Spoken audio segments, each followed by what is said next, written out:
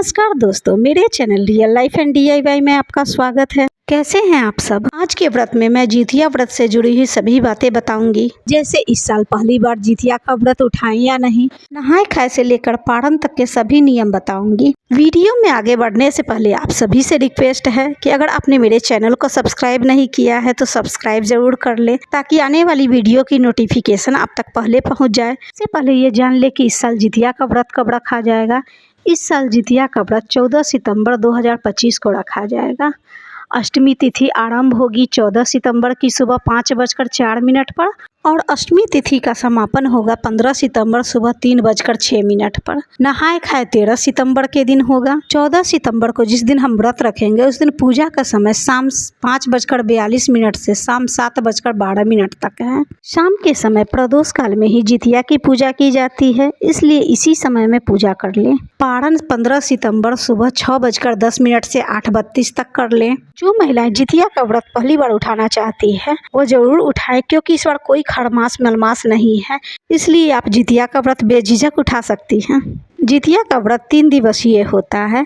पहले दिन नहाए खाए, दूसरे दिन व्रत किया जाता है और तीसरे दिन पारण किया जाता है।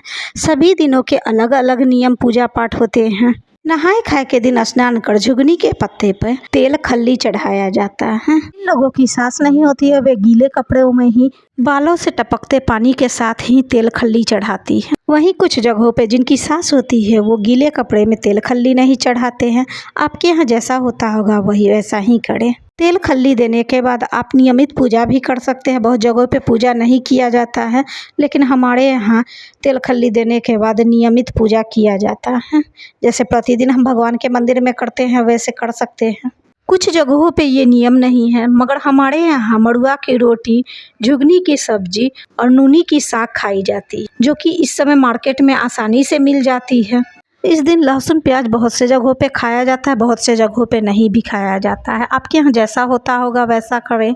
कुछ जगहों पे तो मछली भी खाई जाती है। बहुत से जगहों पर ये खाना भी चढ़ाया जाता है, मगर हमारे यहाँ पितरों के नाम पर सब कुछ निकाल कर छत पे रख दिया जाता है, ताकि इसे कौआ और पक्षी खा सकें। सबसे पहले नहाए खाए में हमें यही खाना चाहिए। जिस दिन व्रत रखना रहता है उसी दिन सुबह हमें 3 बजे भोर में ही उठ जाए।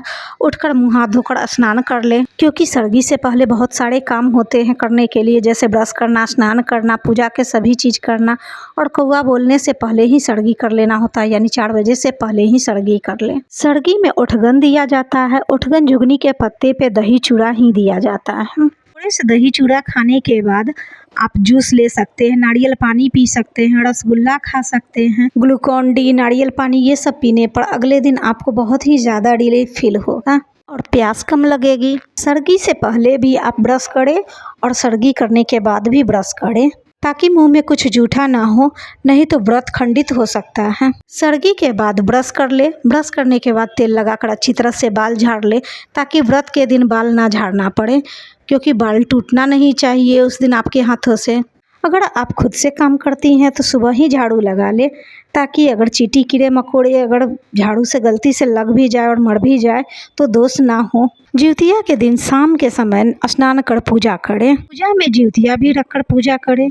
अगर आपके पास सोने के जितिया है तो सोने के जितिया ही रखें, और नहीं तो आप धागे की भी जितिया खरीद लें, मगर जितिया जरूर चढ़ाकर पहने। मार्केट में धागे की भी जितिया बनी बनाई हुई मिलती है। जितने बच्चे होते हैं उतनी गांठें लगवाकर आप जितिया बनवा सकते हैं। अगर आपको धागे की जितिया नहीं मिल रही है तो आप कलेवा से ही खुद ही बना सकते हैं। जितने बच्चे हैं उतनी गांठें लगाकर आप उसकी पूजा कर ले और उसे भी पहन सकते हैं। सोने की जितिया, चांदी की जितिया, आप कोई भी जितिया बनवा सकते हैं। अगर आपके पास सोने की भी जितिया हो तो उसकी धागे को या फिर मोती को हर बार जरूर चेंज करवाएं। अगर धागे की जितिया है तो हर साल आपको चेंज करना होगा। अगर मोती चेंज करवाना नहीं चाहते हैं तो आप धागे को जरूर चेंज करवाएं, यानी नए धागे में मोती को पिरो लें। जितिया की पूजा करने के बाद बच्चों को पहना दे, उसके बाद आप भी पहन लें। कुछ जगहों पे जितिया की पूजा करने के बाद अगले दिन जितिया उठाया जाता है, मगर हमारे यहाँ जितिया के पूजा के बाद ही जितिया उठाकर पहना जाता है। जितिया के पूजा में भी केराव अवश्य चढ़ाएं। जितिया की पूजा में जितिया व्रत की कथा अवश्य पढ़े या सुने। पारण के दिन भी हमारे यहाँ केराव की सब्जी, पोड़ों की साग जरूर बनाई जाती है। केराव को एक दिन पहले ही फूलने के लिए रख दें। पारण के दिन केले के पत्ते पर केराव, केला, खीरा जरूर चढ़ाया जाता है और केराव खाकर ही व्रत का पारण भी किया जाता है। सभी जगहों पे पारण करने के अलग अलग नियम होते हैं। हमारे यहाँ गाय के कच्चे दूध से ही पारण किया जाता है। उसके बाद खीरा, केराव खाकर व्रत खोला जाता है। पारण के दिन खाना खाने से पहले सीधा अवश्य निकाल ले। अगर आपके घर ब्राह्मण आ रहे हैं तो अच्छी बात है, आप उन्हें खाना खिला दे तभी खुद खाएं, नहीं तो आप सीधा में अनाज निकाल कर रख दे, कुछ रुपये निकाल कर रख दे, तभी आप भोजन करें और बाद में मंदिर में जाकर दे दें। पारण में पोड़ों की साग और केराव की सब्जी हमारे यहाँ ज़रूर खाई जाती है। आपके यहाँ जो भी खाकर पारण किया जाता है वो करें। पारण के लिए आपने जो भी खाना बनाया उन सभी चीज़ों में से एक पत्ते में निकाल कर पितरों के नाम से रखें, तभी खाना खाएं। पितरों के नाम से जो खाना निकाले हैं उसे छत पर रख दें ताकि कौवे, चील, चिड़ियाँ खा जाएँ। तरह मैंने जिउतिया के नहाए खाए से लेकर पारण तक की सभी विधि बताई है। अगर आप कुछ पूछना चाहते हैं तो कमेंट ज़रूर करें, मैं आपके हर सवालों का जवाब दूंगी। आशा है वीडियो पसंद आई होगी। मिलती हूँ अगली वीडियो में।